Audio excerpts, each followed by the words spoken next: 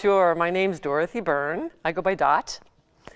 And I'm being interviewed because I was in the Phantom of the Opera, the first national Broadway tour, the Rowell Company, in the early 90s. I was involved in theater in high school, as are many, many, many people who ultimately end up in the profession. However, I thought, ooh, I have to do something more serious than that, and went off to college and was educated and have my master's in business, and decided to go into business, which I did for quite a few years, and was not particularly satisfied. Found that while I made a lot of money, which a lot of young people think is, you know, the be-all and the end-all, it is not.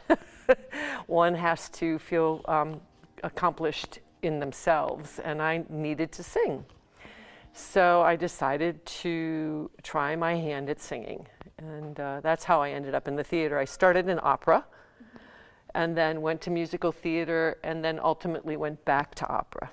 I got into it because when I decided I wanted to try to sing, I looked up the best voice teacher I could find, and that's really, really, really important. And I thought I was going to do musical theater because I was attracted to the energy of it, dance, everything, and she said your voice is much more operatically oriented. So I just said, okay, and went off into opera. And that's how it happened. I had no particular love of opera at the time. I didn't know anything about opera at the time. So it was a professional voice teacher's advice based upon what she heard in my voice that got me into the opera world. Well, let me just say, it was a remarkable experience, a remarkable experience. And to that point, we had a 25th anniversary of our opening last year. And to a person, all of whom were out doing, you know, I'm gray-haired now and the whole thing, you know, I wasn't back then, to a person said, you know, it was one of those seminal moments in their lives that changed their life. A national tour, as opposed to a sit-down gig, involves moving from town to town, and there are varieties of national tours. The national tour I was on was unusual because we sat in a particular city for 2 months at a time. A lot of these tours, they're called sort of bus and truck. So your bus, meaning you're riding in a bus to the next venue, and the sets are coming behind you in trucks.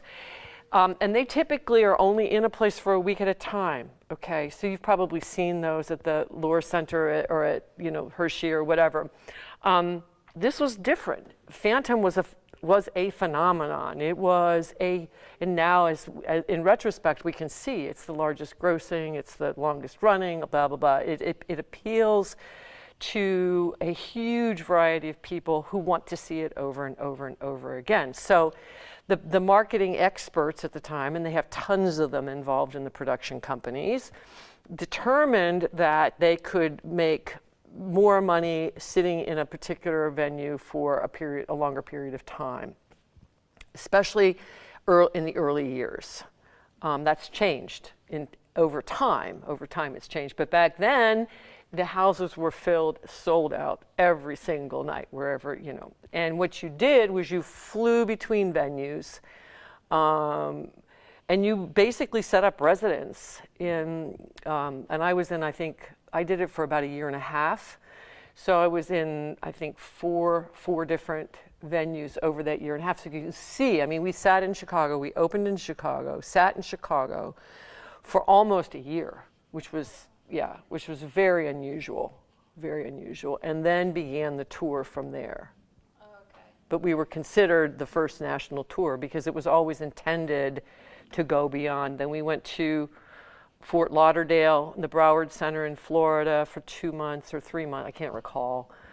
The Kennedy Center in DC for a couple of months, Atlanta for a couple of months, and then on from there. Wisdom. Well, I think getting stressed out it's not a bad thing. Mm-hmm. It's kind of a good thing because you're taking it seriously, and nerves are all good because it's exciting. I mean, you know, and you're standing in front of an audience of your family and friends and people who you don't know, and you want it to be right and you want it to be good. So I say embrace it. Embrace the energy that you're feeling and love it, because That's the theater. That's the beauty of the theater, is that energy, that crackle that you don't find in my lifetime, I've never found it anyplace else quite like that, you know. And the process of learning how to listen to each other so that you can react in the moment, and what that means, and how you can carry that over to your everyday life, because on stage you're so worried about memorizing your lines, oftentimes you forget to listen to the person you're actually talking to and be in conversation with them. And learning that skill can transfer to everyday life in a very, very positive way. So I got to do my dream role, which was Mrs. Lovett in Sweeney Todd. Yeah, that was an incredible role. I would do it again and again and again. Wow. You know, I want to avoid cliches, because that's the first, you know, it's easy to, I think at 16, my 16-year-old self was pretty confused about, you know, one day I wasn't even thinking about the future. I was only in the moment, you know, and then the next day, because everybody asks, you know, what are you going to major in college? Are you going to college? Da, da, da, da. So you feel sort of stressed and pushed to, I say just trust yourself, trust your instincts, seek advice from people who have been out there a long time before you make major decisions. You know, trust your instincts, take it so far, but then bring in other points of view, and then ultimately you have to make the decision yourself, and you have to live with it, and be accountable for it. So yeah, just, you know, I've always told my grandson, who's why I'm here, Stefan Kleckner, that you chew up life, you grab it, you hold on to it, which is why it's so exciting. The stage is so exciting, because it elevates life. It's a very elevating experience, you know. So, you know, just enjoy it, roll with it, process it, seek advice. Don't assume you know everything. That's one of the things that I did is, you know, I think every 16, 17-year-old believes they know the answer to everything. I sure as heck believed I did. And of course I did, right? But I sought mentors, and seeking mentors is really, really, really, really important. It's a luxury, and people are just waiting to help you out if you're willing to ask for the help and advice.